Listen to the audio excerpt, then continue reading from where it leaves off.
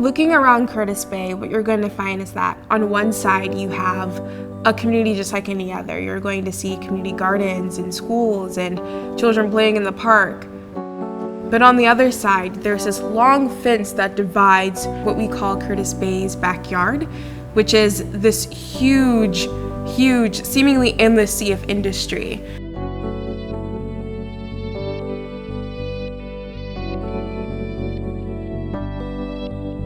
Even when I take my nephew to the park, towering over the playground is this giant mountain of coal.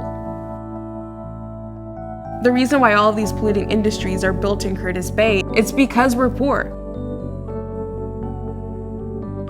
Curtis Bay houses the nation's largest medical waste facility, a coal export terminal, an animal rendering plant, and the city's landfill.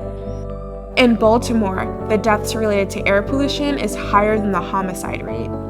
And then we found out about the plan to build the nation's largest trash-burning incinerator less than a mile away from our school. It seemed like there was nothing that could be done. Lots of established organizations and adults had taken a crack at working on this and stopping it, and really, stopped in their tracks. But it had the endorsement from, all angles. The governor and the mayor, everybody that was supportive of this, safe, clean, jobs, right? That's hard to be against that.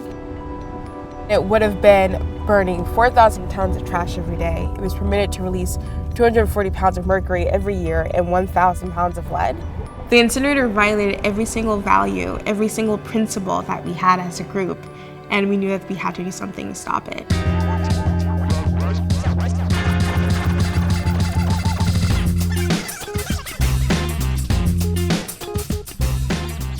Free Your Voice is a student-led group that's based out of Benjamin Franklin High School here in Curtis Bay. Is a challenge to the idea that some communities should be used as dumping grounds, that some people's lives should be cut short simply because of where they're born. We made videos and we created art. We weren't lobbyists or lawyers or anything like that. We were a group of high school students, so we really had to rely on the skills that we had. It really did take the kids to mobilize our community. Us adults, we were jaded.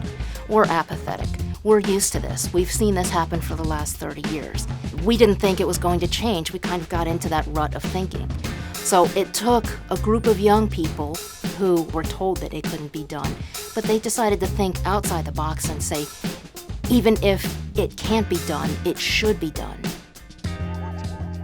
One of the turning points in our fight to stop the incinerator was when we learned that the Baltimore City public school system would have been buying energy from the company building the incinerator. And so we took that sort of fire and we decided to reach out to the Baltimore's public school system.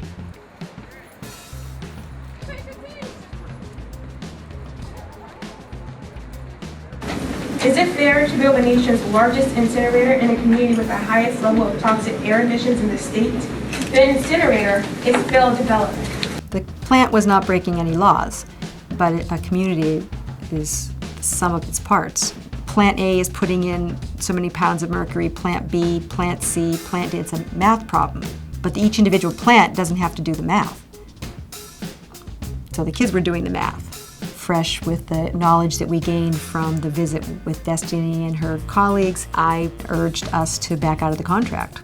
And so that was the first domino that then led to successively the other 21 public entities breaking their contracts. And that then left the incinerator company in a real predicament. We had begun to turn the tables and kind of rewire the situation. So we learned that the incinerator's permit had expired. This was a huge opportunity for us because with an expired permit, you can't construct. But it wouldn't matter unless the Maryland Department of the Environment said publicly, your permits are expired, which they hadn't done.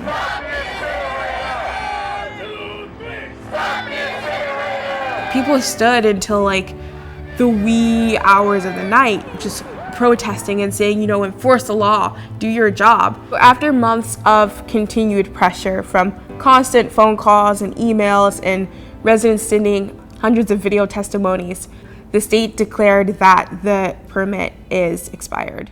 Without the leadership of Destiny, without the leadership of the students of Free Your Voice who have worked alongside of her, we would likely have the nation's largest trash burning incinerator less than a mile away from where we go to school, from where we work, and from where we live.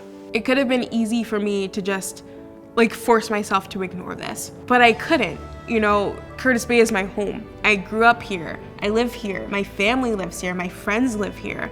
If a development like this is happening that would be putting our lives at risk, I couldn't ignore it.